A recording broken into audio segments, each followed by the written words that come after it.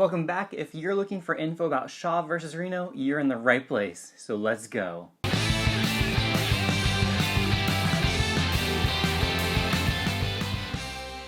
As always, you need to know the facts, the holding, and the constitutional principle for the case. But on this one, we're going to spend a little extra time on the facts. Hey, real quick, hit that like button before you forget. Okay, so the most basic version of facts goes like this. The state of North Carolina in the early 1990s created a very bizarrely shaped district that was majority African American, and they did it specifically for the purpose of increasing African American voter representation. But this raises a couple questions.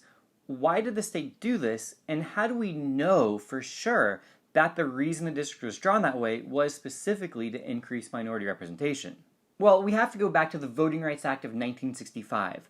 A key provision within that law required that states or jurisdictions with a history of electoral discrimination had to obtain federal approval to any changes in their electoral policies, and that included redistricting or redrawing their congressional districts. So in compliance with that, the state of North Carolina submitted their redistricting plan following the 1990 census. They submitted that to the U.S. Justice Department, and it was rejected because it did not represent minorities well enough. So they were told specifically, go back and draw a second majority black district. So the state redrew the map, this time creating a second district with a black majority.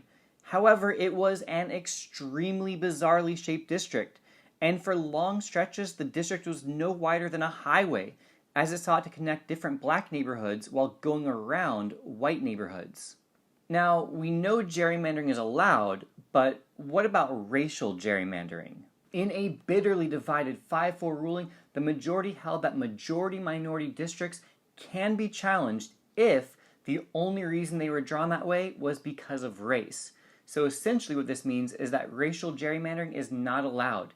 Districts cannot be drawn based only on race, even if it's to increase minority representation by following the Voting Rights Act of 1965. The constitutional principle here is the 14th Amendment and the Equal Protection Clause. The majority side, the winning side of the case, held that these districts drawn based only on race violate the Equal Protection Clause. And interestingly, the losing side believed that the district should be upheld because of the Equal Protection Clause. So the difference is in how to interpret the Equal Protection Clause. And here we have a good example of two specific views of that clause. We have a colorblind interpretation and a race-conscious interpretation. So does the Equal Protection Clause ban all distinctions based on race, or does it only ban racial distinctions when those racial distinctions are designed to harm minority interests? In this case, the colorblind interpretation of the Equal Protection Clause is what wins out.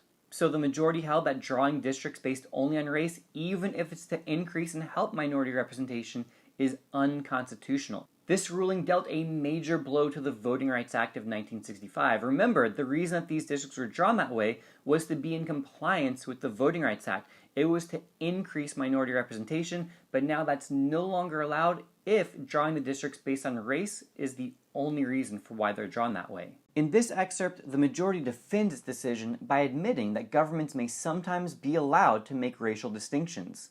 This is why affirmative action is still allowed, at least when I made this in 2020. But the majority is firm that legislative districts cannot be drawn based only on race. In fact, they go so far as to call this segregation. The holding also states that courts must use strict scrutiny when reviewing laws that make racial distinctions.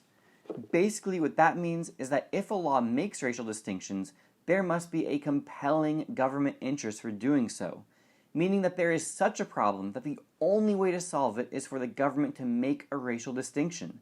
And even then, that law must be narrowly tailored, meaning that it needs to be specific and make as small a distinction as possible to address the issue, but no more.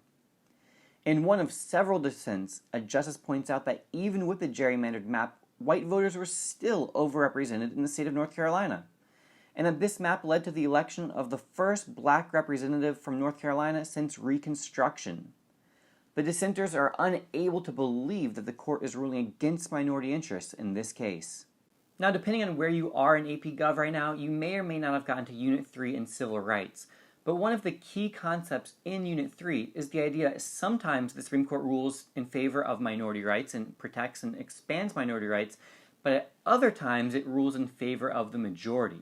Shaw versus Reno can definitely be used as an example of a case that upheld rights of the majority at the expense of minority rights.